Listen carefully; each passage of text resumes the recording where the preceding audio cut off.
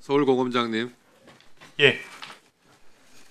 법무부 장관으로부터 이화영이 말한 주장하는 뭐 연어 술 파티 이거 감찰 조사하라 이렇게 지시받으신 건 맞습니까? 예. 지금 진행 중에 있습니까? 예, 대검으로부터 지시 받아서 진행하고 있습니다. 예. 통상적으로 감찰 조사를 해가지고 결과를 발표하는데 이번에 법무부 장관은요 실태 조사라는 거를 해가지고 감찰 조사를 지시를 했어요. 그 전에 법무부 장관이 아닌 다른 검찰에서 자체적으로 조사한 것은 근거를 하지 않은 것 같아요.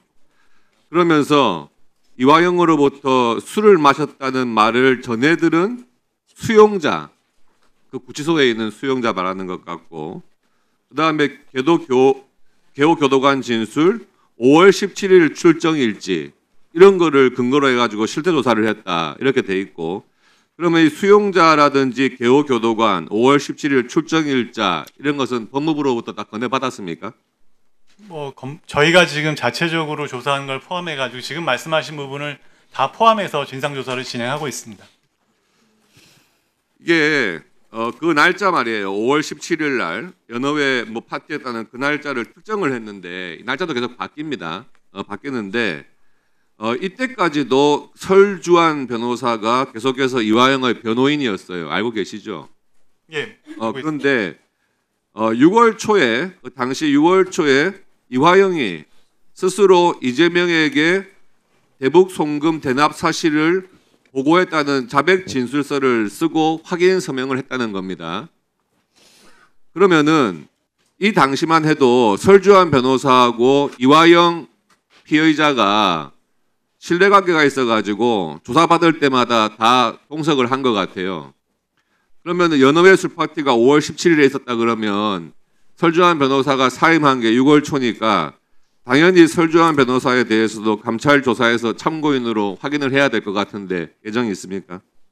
예, 모든 지금 말씀하신 사항이 전체 저희 진상조사 대상에 포함됩니다. 예. 설주환 변호사가 또 뭐라고 했냐고 하면은요. 당시 이재명 당대표 보좌관이던 김현지 대통령실 제1부속실장이 사임을 종용하는 전화를 했기 때문에 그만두게 됐다. 이렇게 하면서 이화영이 김현지 측에 설 변호사로부터 진술회유를 당했다고 말한 적이 없다라고 얘기하는 통화 녹음도 가지고 있다. 설주환 변호사가. 이 부분 통화 녹음도 확인해야겠죠? 언론 보도를 통해서 봤습니다. 예. 네. 그렇다면 그런 실태 조사 어떤 의도인지 뭐 법무부 장관이 이제 공소 취소로 아마 이 분위기를 몰아가려는 것 같은데 이런 관계 사실들 다 철저하게 조사하시기 바랍니다. 예, 저희는 뭐 하나 빠짐없이 다 예. 조사할 생각입니다. 수원지검장님. 예. 수원지검장님 재직 시절에 있었던 것은 아닌데 사건 자체가 그 박상용 검사가 수사를 해가지고 기소했던 이화영 부지사 사건 1심, 2심 대법원 똑같이 유죄 판결 났죠? 예, 그런 것으로 알고 있습니다. 일부라도 무죄 판결 난 사실이 없죠. 일부라도. 예, 이화영에 대해서는 그렇습니다. 예. 그런데 그 1심, 2심에 거쳐서 이화영 피고인 쪽에서 연어술 파티 계속해서 주장을 했죠. 예, 그런 것으로 알고 있습니다. 그런데 1심, 2심 대법원 그거 다 배척하고 유죄 선고한 거 아니겠습니까? 예, 특히 2심에서는 그 주장이 상당한 의구심이 든다라고 판단을. 그렇죠. 그러면 상식적으로 봐서 경기지사가 방북을 하는데 비용이 필요하다. 100억. 그것을 쌍방울이라고 하는 업체한테 대납을 시켰다. 이래서 부지사가 중형을 선고받았어요. 그러면은 수사하는 사람의 상식으로 봐서 경기도지사가 방북을 하는 비용을 경기도 부지사가 마련해가지고 처벌을 받았으면 당시 경기도지사 수사하는 것 당연한 거 아닙니까?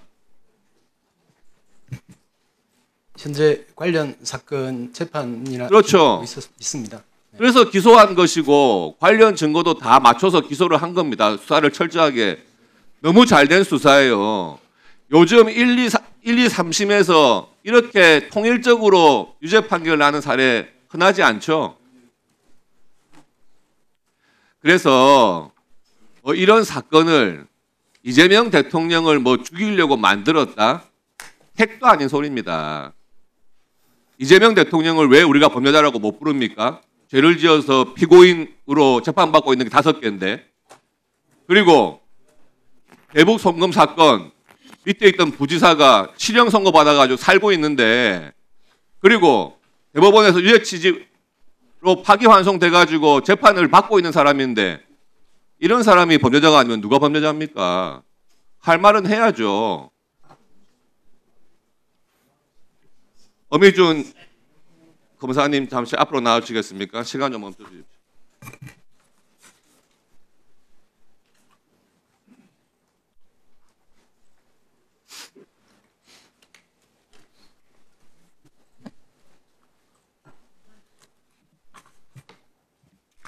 이 그 쿠팡 사건 일용직 노동자 근로자에게 퇴직금을 지급할 수 있느냐 없느냐 하는 그 사례가 부천지청에만 있었습니까?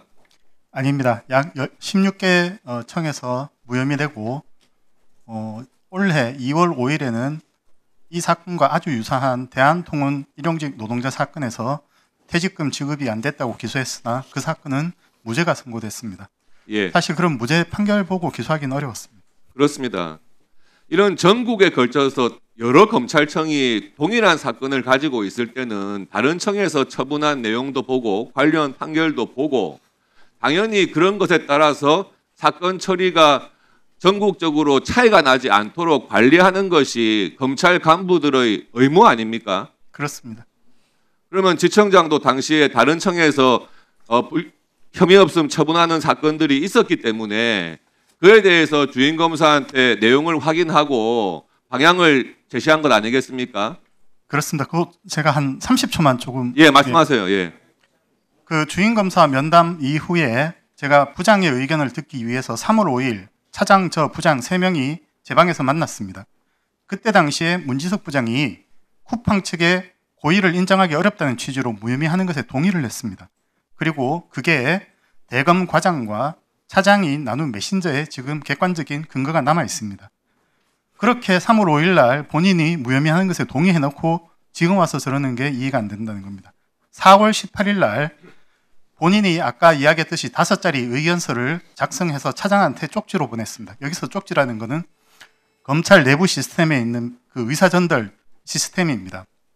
그 쪽지에 보면 1번, 2번 이렇게 적혀 있는데 1번에 보면 퇴직금 그 급여 보장법에 관해서는 주임검사 의견에 동의한다. 이렇게 명시적으로 본인이 썼습니다. 즉, 2번에 걸쳐서 3월 5일 제 앞에서 그리고 4월 18일 문지석 부장이 차장에게 보내는 쪽지에서 이 사건은 고의를 인정하기 어렵다는 점을 본인이 인정을 했습니다. 그래서 저희가 무혐의 처리를 하게 된 것이고요.